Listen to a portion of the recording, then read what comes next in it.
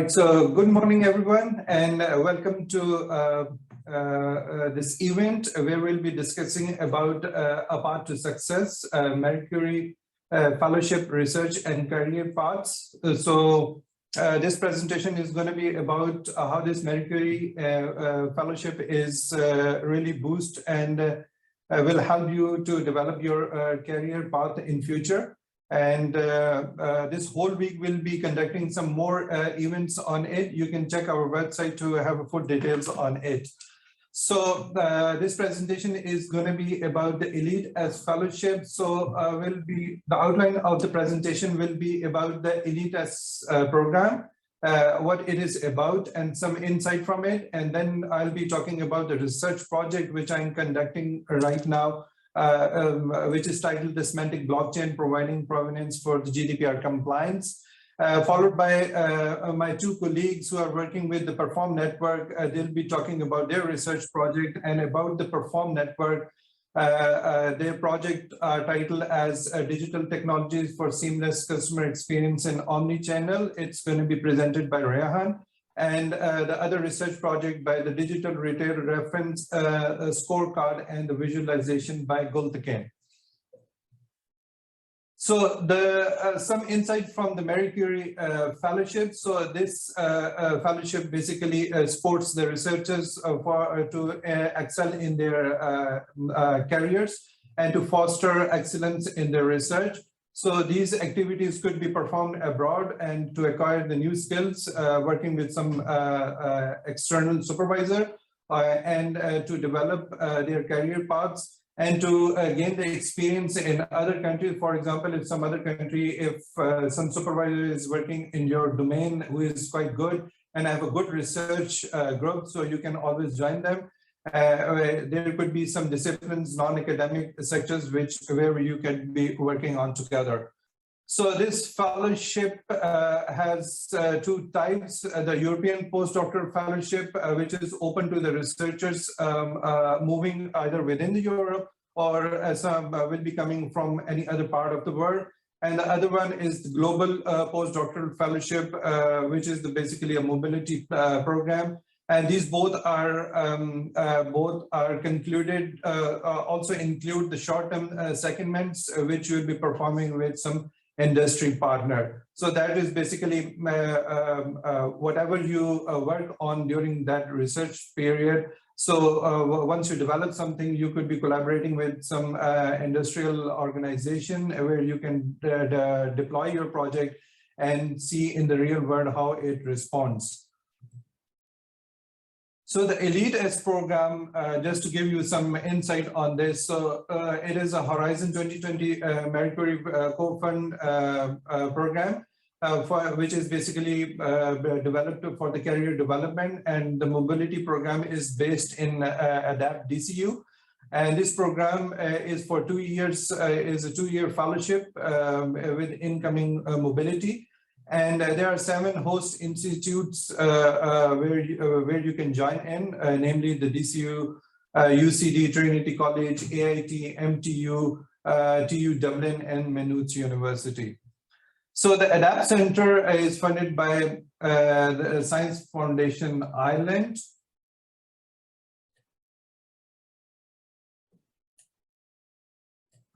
And which basically focuses on developing next generation digital technologies that basically transforms how people communicate with each other by helping and analyzing the personalized and deliver digital data more effectively for business and individuals. So the ADAPT Center is also based on 7 leading third-level institutions: TCD, DCU, University College Dublin, Technological University Dublin, Maynooth University, Athlone Institute of Technology, and Munster Technological University.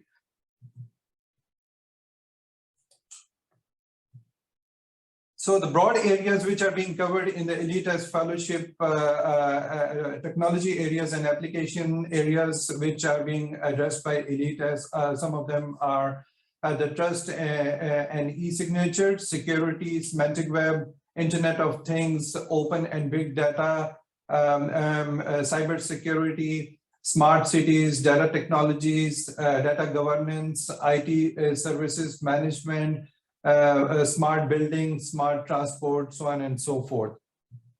So this program has three main stages. The first initial phase is the academic host. So it could be any of the 7 host institutes, which I just named a few minutes before. And then there is going to be a non-academic sector, which is basically your secondment industry partner to whom you will be working on. And the final return phase is academic host organization. So there are 3 main elements which are part of this program for the career development, engagement with the standards, and engagement with the industry as well. So these basically the standards, for example, the NSAI W3C standard, ISO.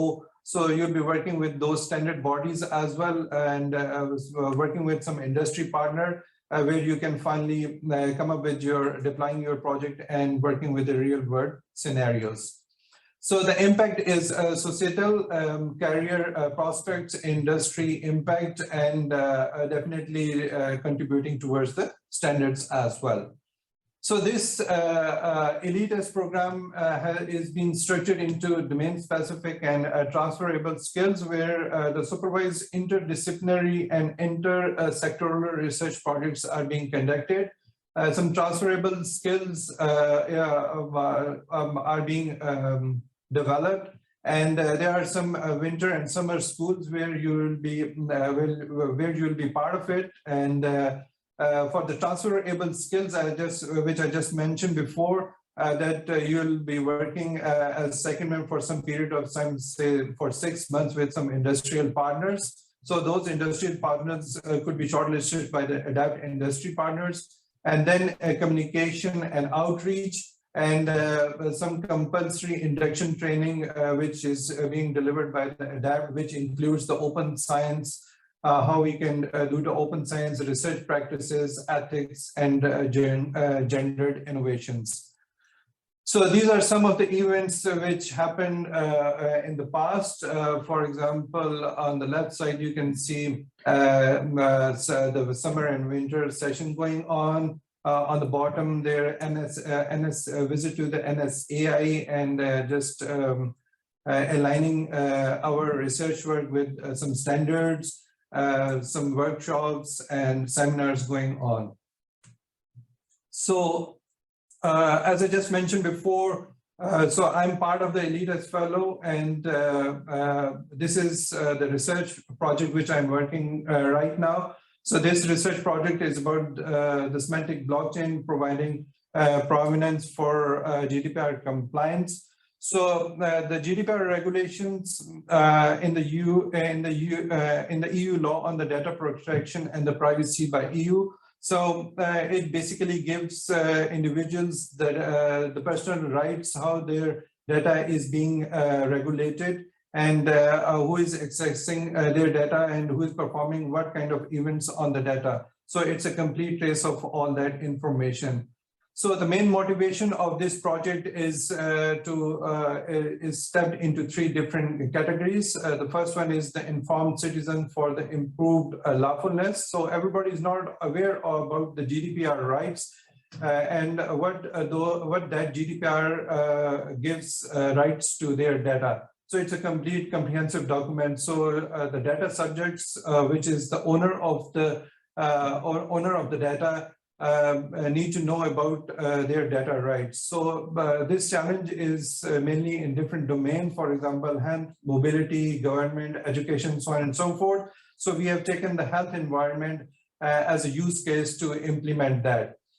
So secondly, for protecting the patient's data right, that is important. So as I just mentioned, that to go through that comprehensive document, it is really hard to understand because there are some terminologies which have been mentioned in that document. So to come up what that term exactly means and how it basically protects your data, that is hard.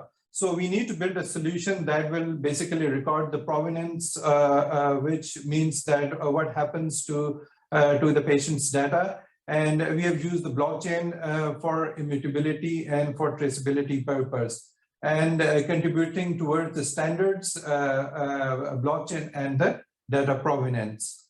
So the third one is facilitating the health empowerment. So the users do not need to increase the knowledge to understand the GDPR. As I just mentioned, that it's a comprehensive document. So knowing each and every terminology, it is quite hard. So the user, in this sense, the user do not need to increase their knowledge by reading the whole GDPR document.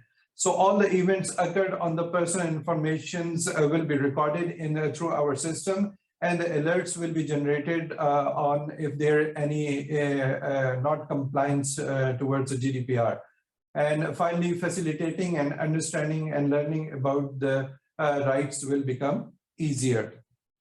So the objective is to come up with this GDPR Pi, which basically facilitates in the 6 different domains. The foremost and the important one is the privacy protection by design, data portability, how you can, how the data can become portable, access to the personal data, who has access to which information, and how the processing logs are being maintained.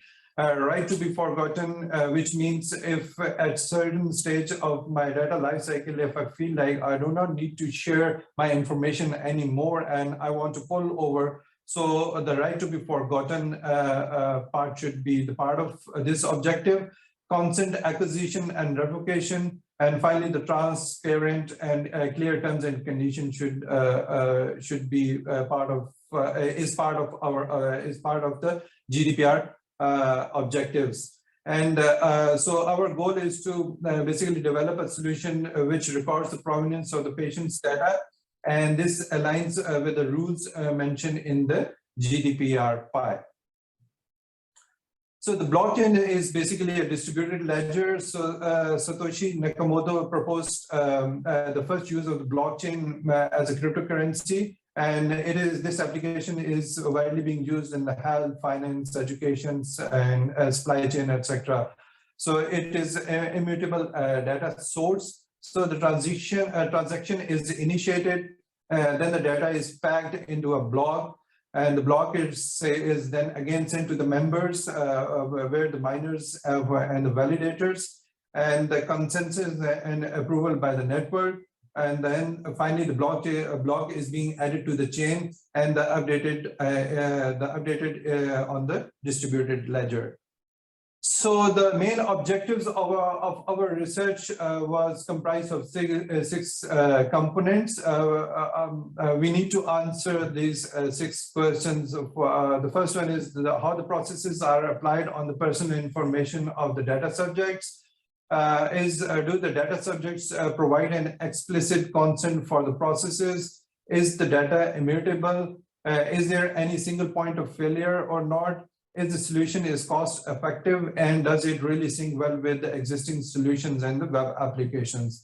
So if we do not comply with any of the GDPR directives, so there could be penalties up to 20 million euros or the 4% of the annual revenue.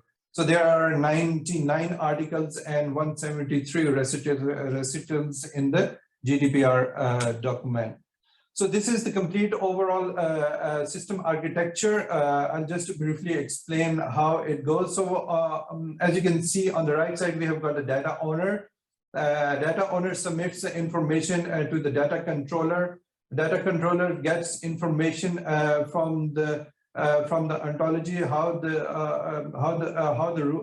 are the different about the storage, and which are the different entities which are part of it. So this information is being extracted from the root zone ontology, and then this information is being provided back to the data owner. If it is okay with the data owner, all those rules which has been mentioned in the root zone ontology, then finally a contract is being signed and is being executed, and it is being placed on the blockchain.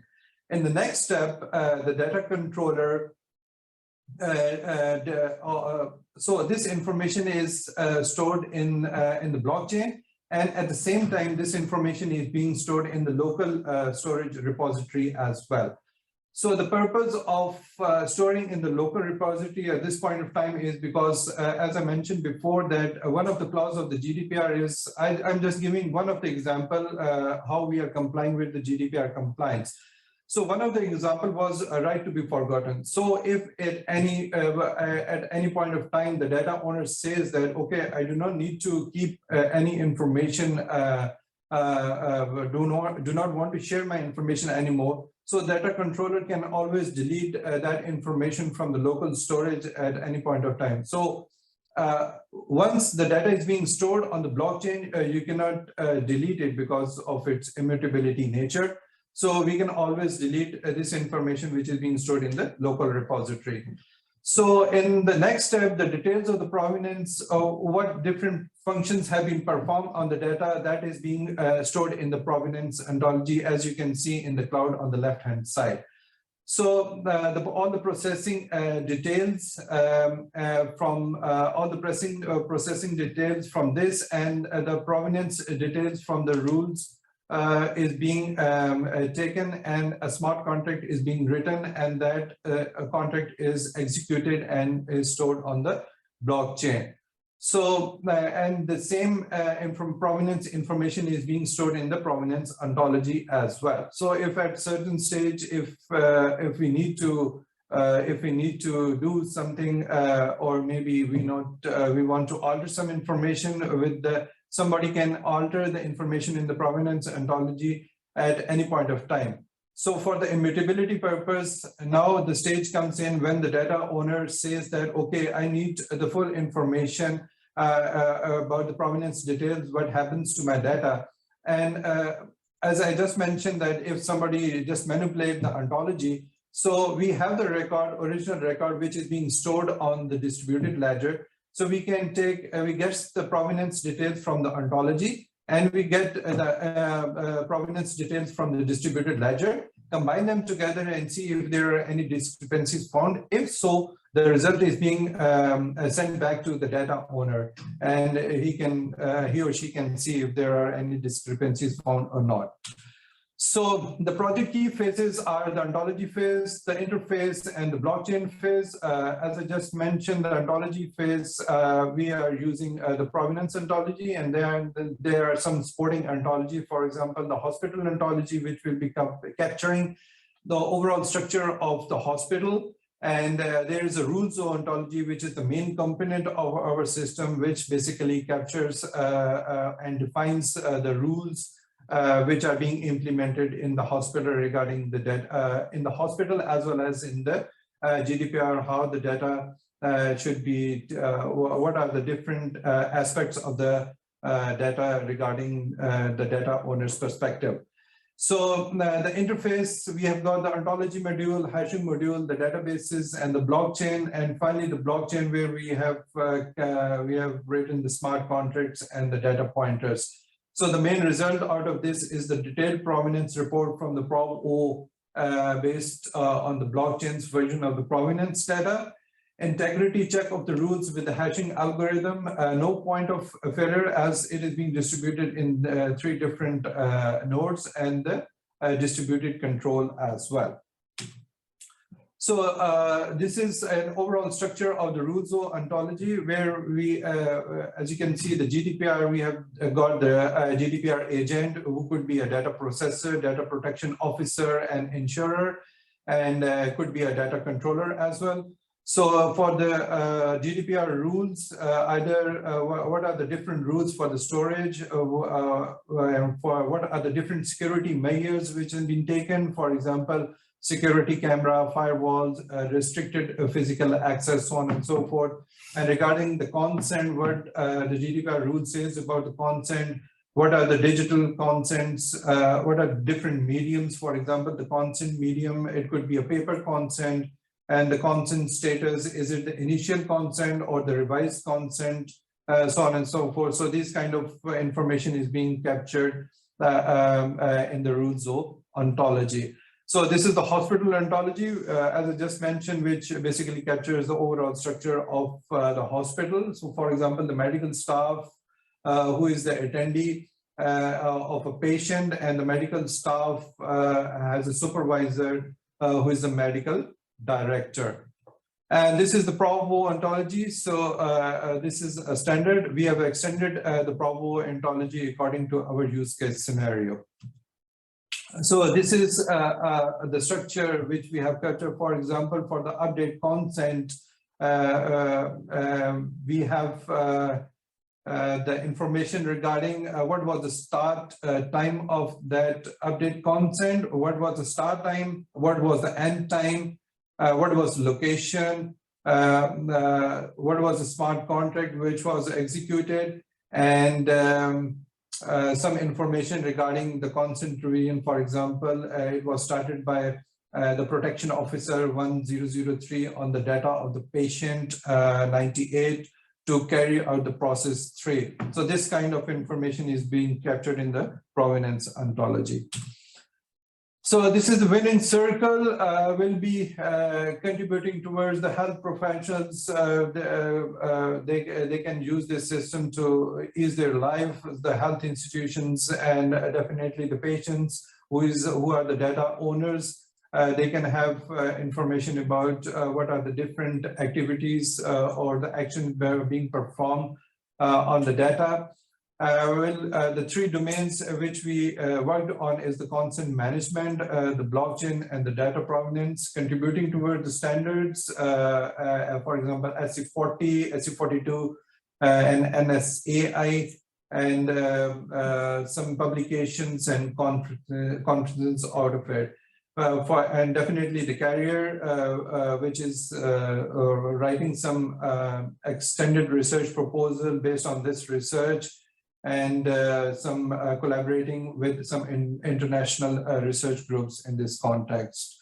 So the conclusion is the protecting rights of the data subject is paramount due to the GDPR, and it basically provides the patient with authentic and immutable provenance records.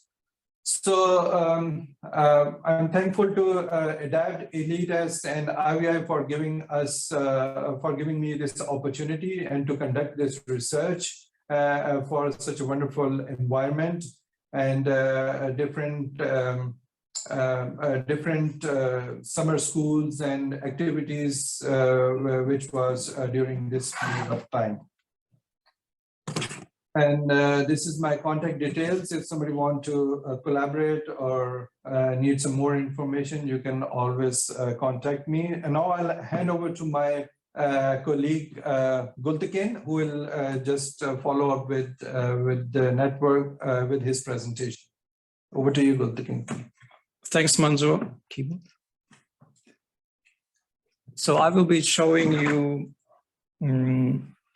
how another program from Marie Curie Actions, so-called ITNs, which are today in the Marie Curie, in the Horizon Europe program, are now called doctoral networks. From our perspective, so Rehan and I, we have been ESRs, have gone through this project. So the main goal of a training network, a Marie Curie training network, is to build and improve the European capacity in developing innovation and research through tailored training for early stage researchers. So our project is called PERFORM, and it is an acronym which stands for Pioneering the Digital Future for Omnichannel Retailers. So that already reveals where the project is positioned at. It is addressing challenges and opportunities in the retail industry. And our main focus, or the lens on what the basis is on the project, is the digital aspect. So digital transformation, digital technologies are at the center of this training, addressing the critical needs observed in the current developments in the industry. So omnichannel just refers to the current state of practice in the industry. So initially it was referred to as single channel retailing, then with the introduction of internet and digital channels, evolved to multiple channels. And today it's called omnichannel because of the utilization of the many different channels the customers utilize. So that's the background. So in terms of the project details, the consortium consists of 7 beneficiaries and 7 partners across 5 different countries, different institutes. It's coordinated here at Mansoor University at IVI. The funding is about 3.8 million euros, and the project recruited 15 early stage researchers. So the training is conceptualized around providing innovative training. So at the core, again, here, based on the requirements of Mercury action, there's internationality, interdisciplinary, and intersectoral mobility requirements. So this shows a bit on how the training itself is structured. So below on the bottom, we see the triggers, so the motivation for the whole training and research to be done.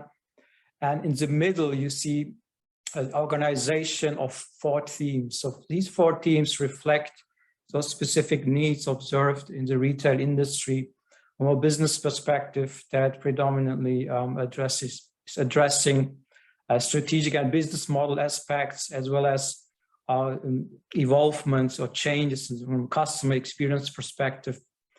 And below on the technology layer, we have a strong need for research and innovation in terms of digital retail technologies.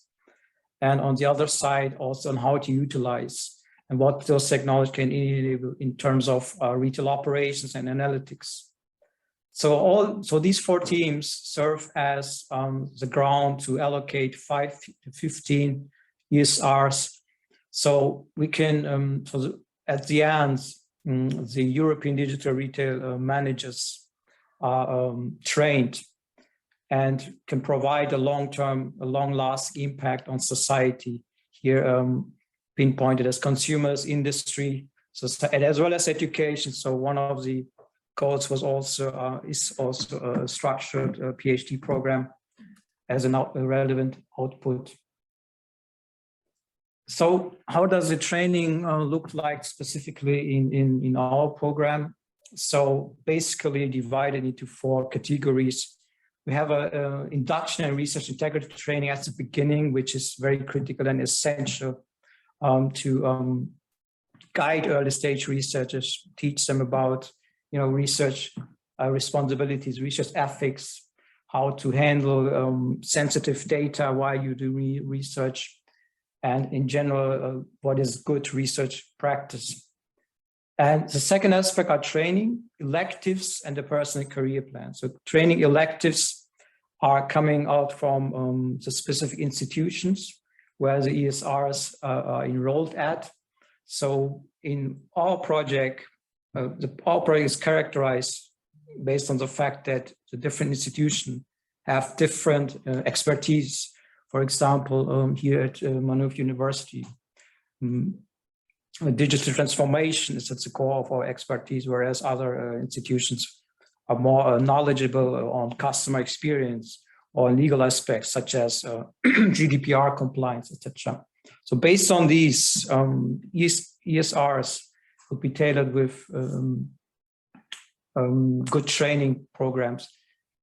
A personal career plan is a unique personal it's a plan which helps to the ESR to develop a unique, tailored career plan, and it outlines each step, sort of a checklist, what is required, what I need to do in order to achieve those specific goals.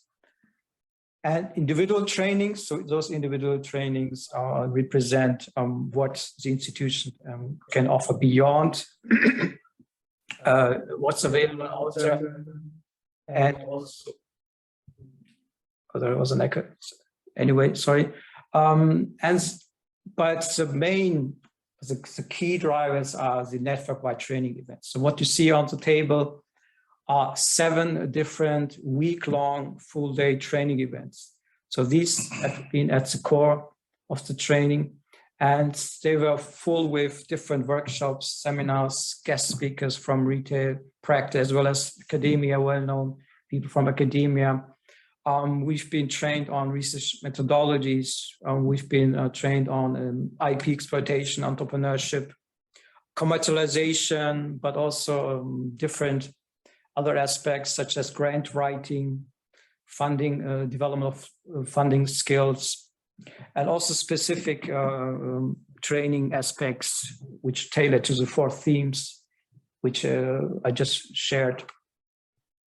So on the right side, you see the 15 ESRs who went through this program. You see it's a diverse group. There's strong gender balance, and each ESR has her and his unique background. So, for example, we have people with data science background. We have engineers. We have people from the business side. We have people having developed skills for legal aspects. And a very complementary and diverse group of researchers. So just some impressions on the training events we had. So it was originally conceptualized to have a training event happening at each of the consortium members across Europe. And you see here the different kind of workshops and seminars we did. We also had a range of very, very interesting company visits, for example, at IBM or Google. And also we visited different exhibitions, relevant exhibitions. And yeah, it was a wide range of activities. The weeks were packed and everything was very, very available. And for the last 2 events, though, we had to move to remote training, but that was still very, very available. We didn't lose our enthusiasm, basically, and it's a very, very successful program. So last but not least, just some expression also about our activities, outreach activities and visibility. So Perform is well known for its strong visibility in media and other engagement programs. Most of us have been, represented on media, for example, on TV, radio, different media outlets.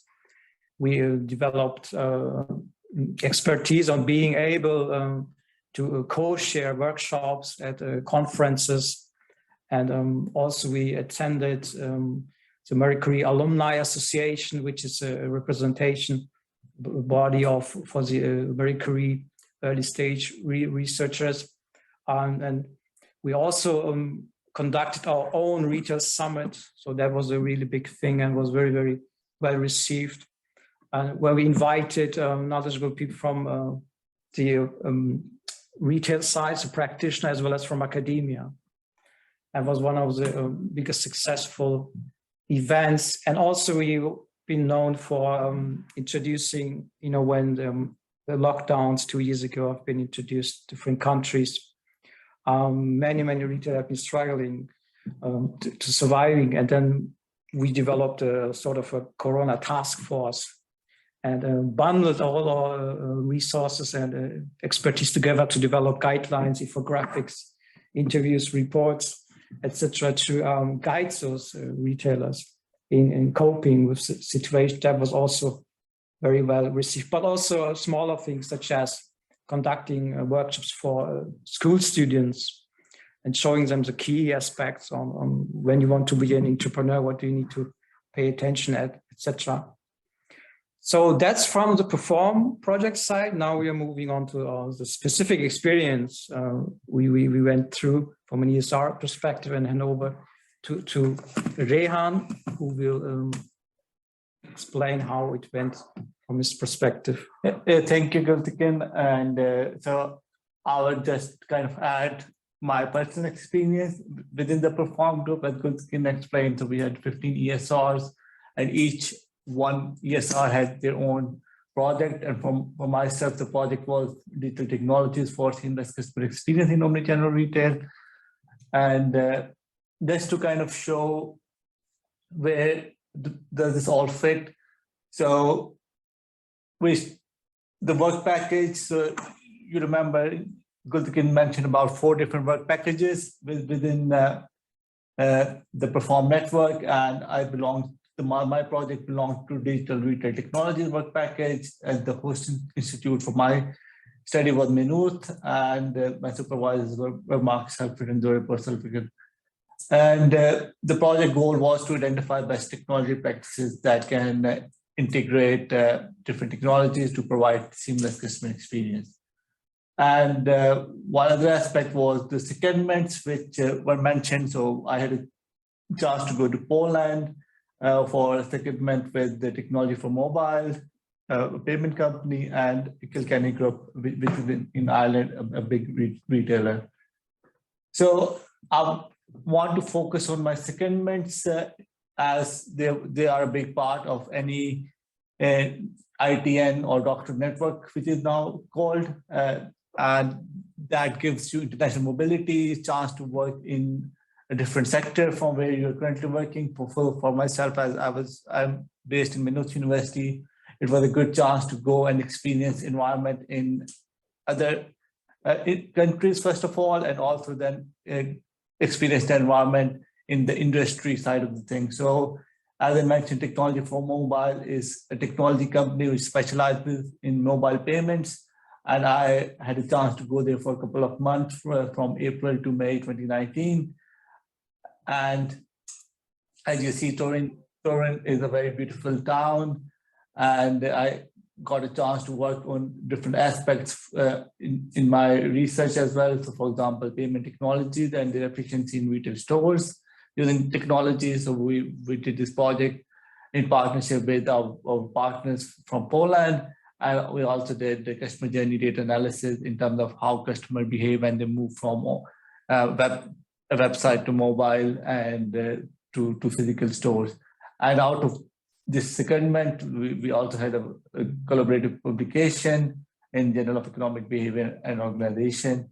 And I also got a chance to deliver different presentations, for example, one in Digital Money and Blockchain Forum in Warsaw in Poland, another one in an e-business day in Toronto.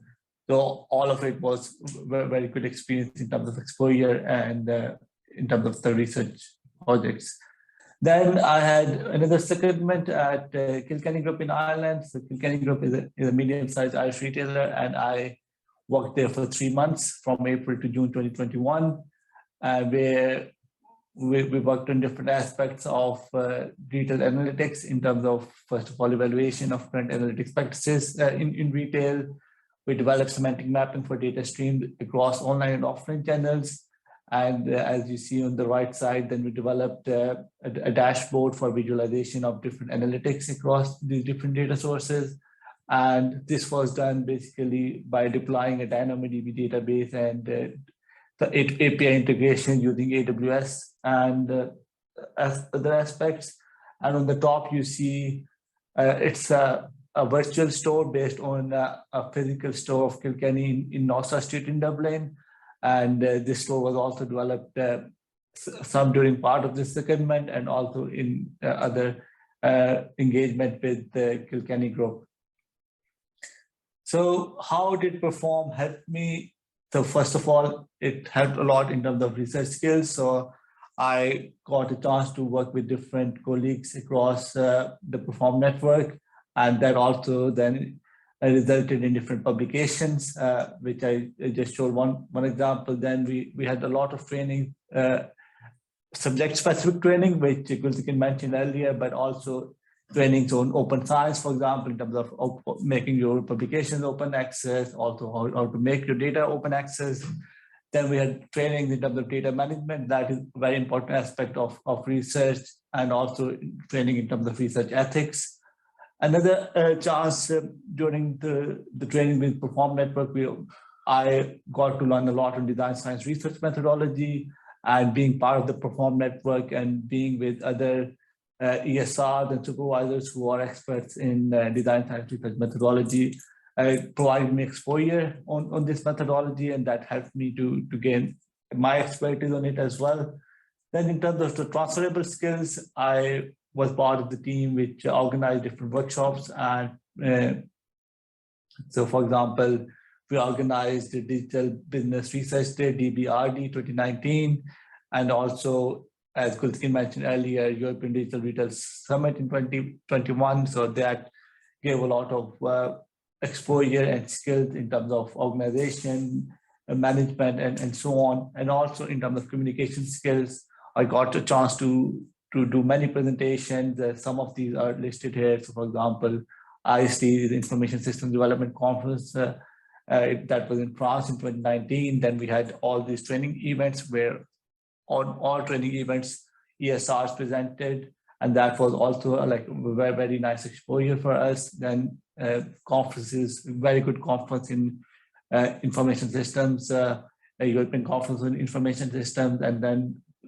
industry events, for example, the Digital Money Forum, e-business day, and there are many more, too many to list, but basically a lot of exposure in terms of presentations and engaging with industry partners and so on. And then in terms of technical skills, what performed helped me because of allocated budget, which in all the ITNs and now what they are called doctor networks, you have budget available for extra individual training. And I used mine to, for example, get extra skills in project management. And I did a course funded by Perform in terms of project management and got a certification in that. And again, also worked on information architecture and got exposure through different trainings. And these were some of the technical skills which I got using the training facilities provided by Perform Network. Then also Perform helped me in terms of exposure on outreach and engagement. For example, we got as a team Leader Directors Prize for Education and Public Engagement in 2020. Then I published one opinion editorial in Irish Examiner and Daily Mail about COVID-19 and how it has affected retailers. That was also in 2020. That's just a snapshot of that in Irish Examiner. Then my research, which came out of Perform Network, also got a lot of exposure in terms of newspapers and radio interviews and so on. So Perform provided a lot of opportunities to do outreach and engagement. And just one quote from the CEO of Kilkenny Group on the top there, in which they express how they like working with the Perform team and how we have helped them in terms of their innovative digital services and enhancing the overall customer experience. So overall, Perform has contributed a lot in terms of my personal career and also in terms of helping retailers in Ireland and across Europe. So just to kind of finalize this, like the benefits of Perform to ESR. So first of all, because it's a network of industry and academic partners. So as a PhD student, you get a lot of industry engagement. You get to then utilize your research results for real world problems. Then a lot of international exposure. As I mentioned, I went to Poland and I'm not originally from Ireland as well. So I came to Ireland. So that was another international exposure for me. And through different trainings, which were held across different countries. For example, we went to Sweden, Austria, and other countries. So we experienced work life in different countries. And I think that helps a lot in terms of growing as a professional. And then I mentioned the network effect which Perform exposes you to. So that helped me a lot in terms of expanding my professional network. And I think that is one of the key benefits coming out of these ITN or doctoral networks. And then it also provides, because of special allocated funding for training and research, access to wide research opportunities and network. So I would now hand over back to Gultikin. He would explain again in terms of his career, how performance helped him. And Gultikin. Thanks, Rehan. Yes, so in my case, I was positioned in the work package digital retail operations and analytics. So I also moved to Ireland, so originally from Germany. And my supervisor, Marcus F. was coordinator, and Maria Bradica from DCU. In my research plan, one secondment was planned at the Raiffeisen Landesbank in Oberösterreich, that's in Austria, Linz, a very nice city, by the way. And I also looked at a specific problem in retail operations, specifically in creating novel KPIs that can assist omnichannel retailers in tackling new tensions and trade-offs in their management systems.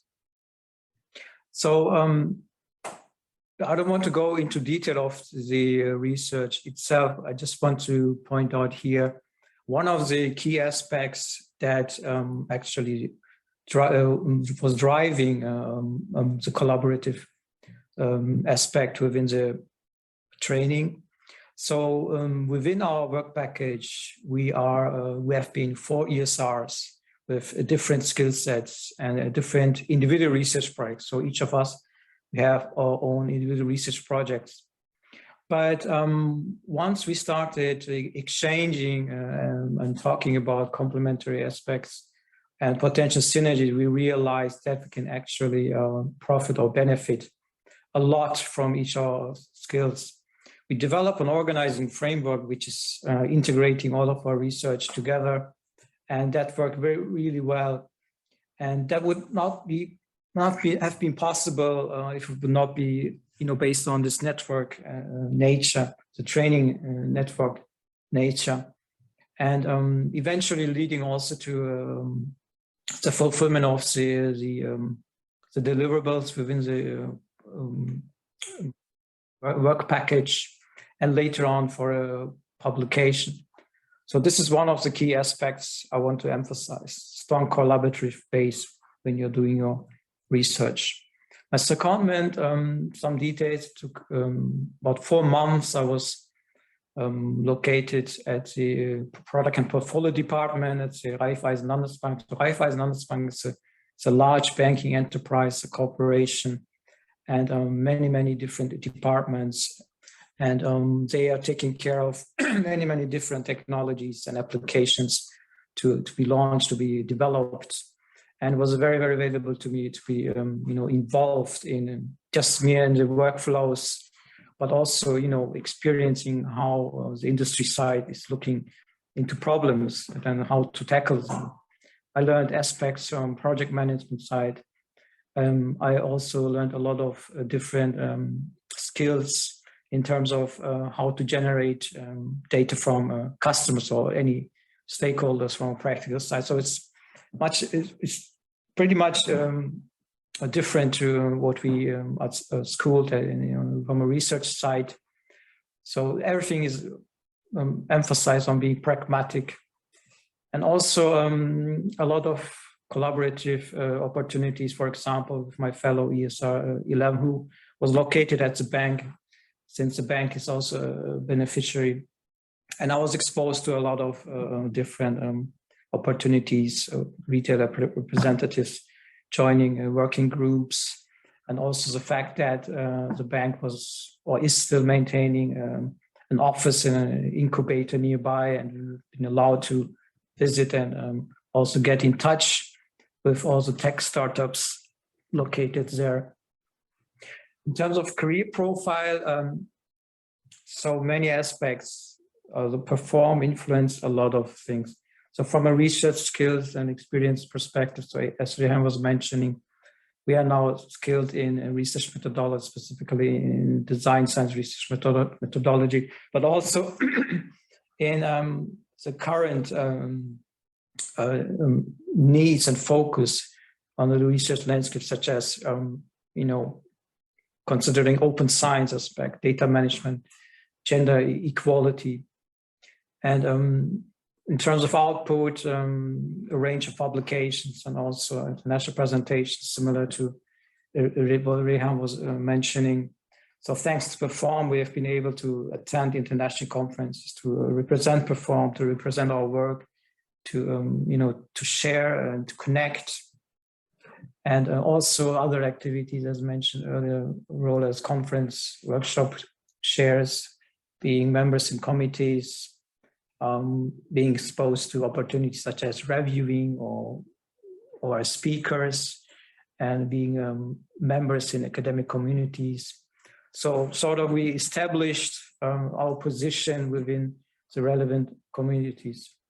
And also the industry aspect, as Rehan was emphasizing, we've been doing a lot of industry projects. We learned how to engage and exchange with industry companies, how to pitch ideas. So not everything what is a result from research is perceived as ideal or useful from a practitioner side. So how to convey or quantify those benefits, and other skill sets such as leadership and management, being project manager in diverse projects, being the representative of the ESR group, also within Perform, and also in terms of innovation and entrepreneurship, we learned those skill sets. We're able now to roadmap relevant technologies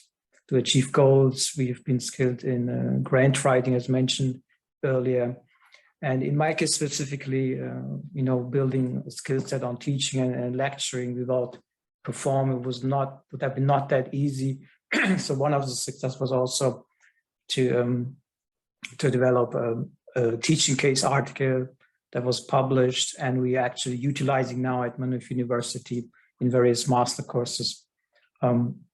Yes, a range of guest lecture roles and professional teaching training rounding it up. So that's concluding our presentation. So the key takeaways, as Rehan was mentioning. So the network, the training never allowed a strong collaborative aspect. So we've been able to look at synergies. We've been able to utilize opportunities, so visiting conferences, etc. And the training itself has an excellence character and considered first-class training. I mean, the guest lectures from academia, they've been like the well-known people from research, but also a long-lasting outcome. As we are now a social group. We've been able to network within our academic field, and that's one of the biggest takeaways out of it. And also, last but not least, the effective career planning. So it was tailored, it was focused, it was guided by supervision, by a consortium of supervision, actually. So very, very valuable aspects that have been not been possible otherwise in a non-ITN project. So thanks for your attention, and I think we can move on to questions. If there are any questions, I see there is a comment on the online stream. Mansoor, can you see what is being said in the chat? Okay, yeah. Thanks, Priyanka. Thanks, Priyanka. Any questions from? Or anything on the project itself, or? Yeah, so if there is anything, you can always drop us an email. And thank you very much, Rehan and Gultekin, for your valuable input in respect to your research, sharing the research and your experiences. So coming up with, there are some other interesting events coming up in this research week. There is again a talk on how can AI work for the circular economy, then a webinar on data governance and data for good. Are you interested in health and technology? We want to hear your opinion. And smart cities as hubs, defining a system for city flows management. So the rest of the details could be found on the IVI website and Maynooth University Research of the Week page. So, and feel free to contact us if you have any questions regarding the fellowship and the research itself. Thank you very much, everyone, for joining in, and bye from our side.